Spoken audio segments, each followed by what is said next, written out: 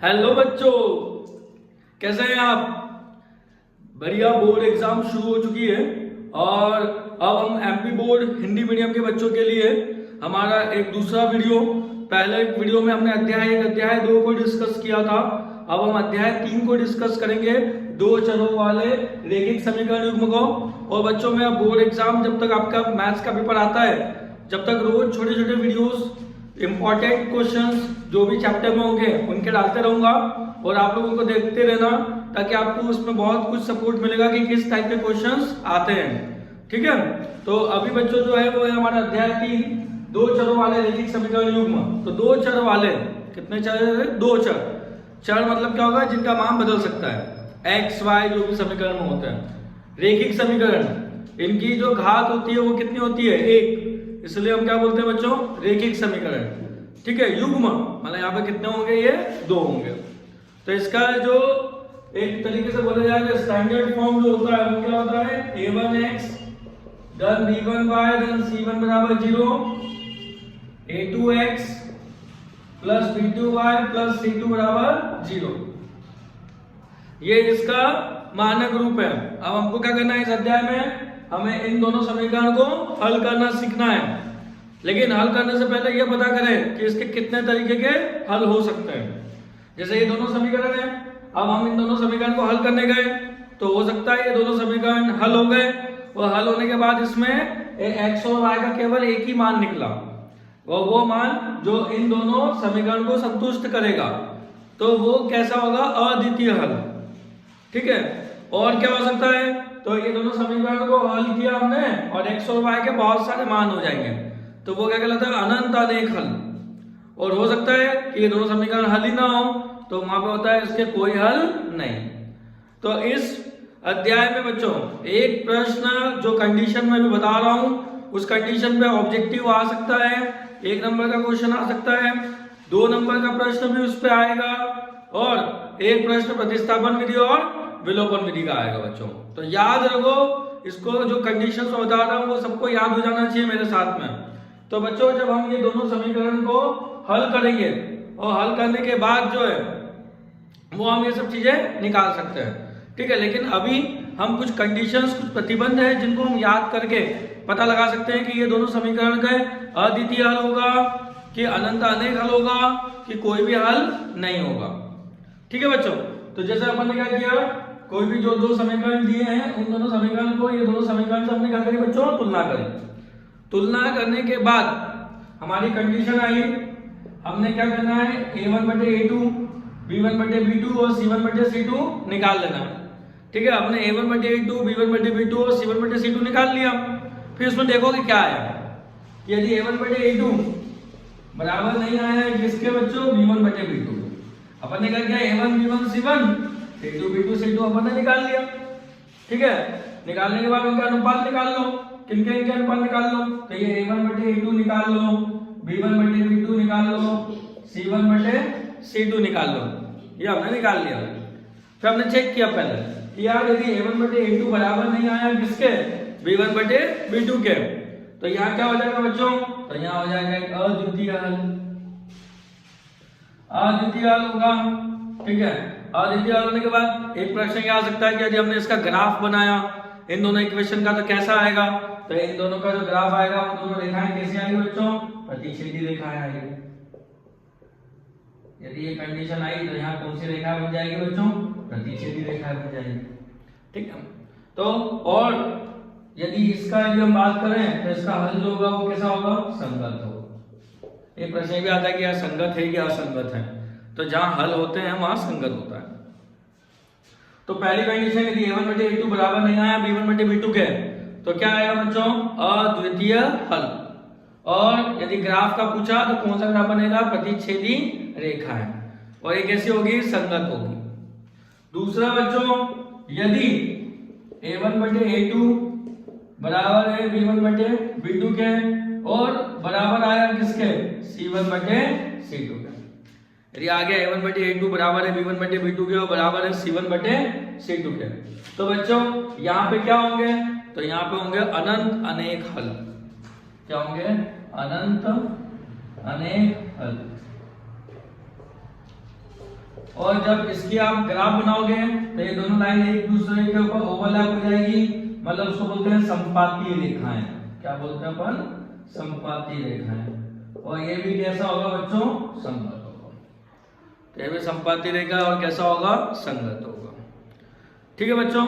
और तीसरी कंडीशन यदि ये बन जाए, क्या आ जाए? a1 बटे a2 बराबर है b1 बटे b2 बराबर नहीं है किसके बच्चों?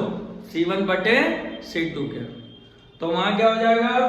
तो वहां आ जाएगा कोई हल नहीं। क्या आ जाएगा? कोई हल नहीं। और कोई हल नहीं है तो वहां जो यदि आप ग्राफ बनाओगे तो दोनों रेखाएं कैसी बनेगी? समांतर बनेगी। समांतर रेखा है और समांतर रेखा है, कोई हल नहीं है, तो ये कैसी होगी? असंगत। क्या होगा बच्चों इसमें? असंगत। तो ये अपने को कंडीशन याद रख ली तो 2 नंबर अपने हो गया काम। ठीक है, ये बात ध्यान रखो कि भाई हमने कंडीशन याद रख ली a1 बटे a2 बराबर नहीं है b1 बटे b2 के, तो एक अद्वितीय हल होगा। प्रतिच्छेदी रेखाएं होगी। देखो एक पॉइंट कॉमन है, दोनों का एक ही प्रतिच्छेद बिंदु है, तो अद्वितीय हल संगत होगी। a1 बटे a2 बराबर b1 बटे b2 बराबर c1 बटे c2 है, अनंत अनेक हल है। कैसे अनंत अनेक हल है? तो दोनों रेखाएं एक दूसरे पर ओवरलैप हो रही, तो सारे बिंदु क्या होगा उसमें? उभयनिष्ठ हो गए, कॉमन हो गए, तो समपाती रेखा है और संगत हल। और आखिरी में क्या? a1 बटे a2 बराबर b1 बटे b2 बराबर नहीं है c1 बटे c2 के, समांतर रेखा है, कोई भी बिंदु उभयनिष्ठ नहीं है, तो कोई हल नहीं। और ये कैसे होगी बच्चों? असंगत। ठीक है, तो ये अपने को बिल्कुल कंडीशन याद हो गई, मतलब अपना काम हो गया। अब इस पे 2 नंबर का प्रश्न कैसे आता है बच्चों को अपन देखते हैं कि 2 नंबर का जो प्रश्न आएगा कि उसमें आपसे पूछ लिया कि अनुपात a1 बटे a2 b1 बटे b2 और c1 बटे c2 की तुलना कर ज्ञात कीजिए कि क्या होगा इसमें? अद्वितीय हल होगा, कोई हल नहीं होगा, या अनंत अनेक हल होंगे। जैसे अपन एक समीकरण ले लेते हैं, क्या हो गया? 5x ऋण 4y धन 8 बराबर 0, और एक आ गया आपका 7x धन 6y ऋण 9 बराबर 0। बच्चों ये 2 समीकरण अपने को दिए उसने। अब ये प्रश्न वो कैसे भी पूछ सकता है। अब कैसे भी का मतलब कि या तो पूछ ले कि इनके कैसे हल हैं, अनुपात निकाल के बताओ, या ये प्रतिच्छेदी रेखा है, समपाती रेखा है, समांतर रेखाएं हैं, वो बताना है। तो आप पहले क्या करोगे? दोनों समीकरण को तुलना करो। किससे? a1x धन b1y धन c1 बराबर 0 और a2x धन b2y धन c2 बराबर 0। तो अपन ने थोड़ा निकाले, देखिए क्या हो जाएगा अपना a1, तो a1 हो गया 5, b1 कितना हो जाएगा बच्चों? ऋण 4, c1 कितना आ गया? 8, a2 आ गया 7, b2 आ गया 6 और c2 आ गया ऋण 9। अनुपात निकाले अपन ने, क्या हुआ? a1 बटे a2 कितना आया बच्चों? 5 बटे 7, b1 बटे b2 कितना आया? ऋण 4 बटे 6, c1 बटे c2 कितना आया बच्चों? 8 बटे ऋण 9। अब क्या हो गया यहाँ पे? तो यहाँ पे हमने देखा कि a1 बटे a2 और b1 बटे b2 बराबर नहीं है, तो पहले हमने देख लिया कि यहाँ पे a1 बटे a2 बराबर नहीं है किसके? b1 बटे b2 के। अब यदि a1 बटे a2 बराबर नहीं है b1 बटे b2 के, तो अभी मैंने आपको याद करवाई कंडीशन, तो उससे आपने देख लिया कि भाई इसका क्या है? अद्वितीय हल होगा। यदि प्रश्न आ गया कैसा है, तो अद्वितीय हल है। यदि प्रश्न आ गया कि कौन सी रेखा है, तो हम बता सकते हैं प्रतिच्छेदी रेखा है। संगत है कि असंगत है, तो अद्वितीय हल है, तो हम क्या बोलेंगे कि भाई संगत है। ठीक है, तो ये चीज अपने को बच्चों ध्यान रखनी है। अब ऐसा ही और अपने को ऐसे क्वेश्चंस आप लोग प्रैक्टिस के तौर पे कर सकते हैं कि जैसे हमने एक और प्रश्न लिया कि यहाँ पे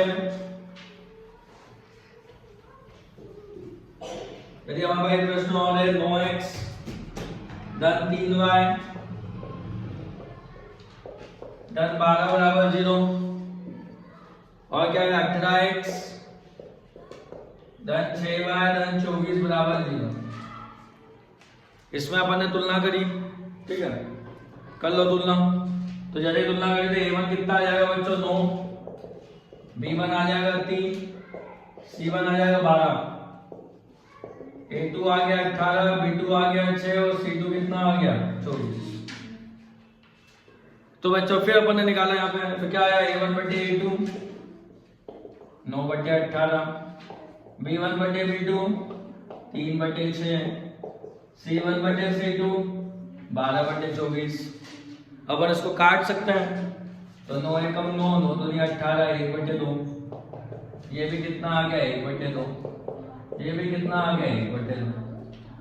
तो तीनों कैसा आ गया बच्चों, बराबर आ गए। a1 बटे a2 बराबर b1 बटे b2 बराबर कितना आ गया c1 बटे c2। अभी अपन ने कंडीशन याद रखी थी, किसकी कंडीशन आ गई बच्चों, ये आ गया आपका अनंत अनेक हल। आवाज आई आपकी मेरे को, क्या आ गया अनंत अनेक हल। और ये रेखाएं कैसी होगी, ये रेखाएं होगी बच्चों समपाती। तो ये बच्चों क्या हो जाएगी आपकी समपाती रेखा, और ये भी कैसा होगा बच्चों संगत होगा। ठीक है, तो ये हमारी एनसीईआरटी की बुक में क्वेश्चन है। आप लोग इस टाइप के क्वेश्चंस को जरूर करें, कंडीशन याद कर लें, 110% एग्जाम में आएगा। ठीक है, अब इसके बाद हमको पढ़ना है प्रतिस्थापन विधि और विलोपन विधि। तो अगले वीडियो में हम लाएंगे प्रतिस्थापन विधि और उसके बाद पढ़ेंगे हम विलोपन विधि।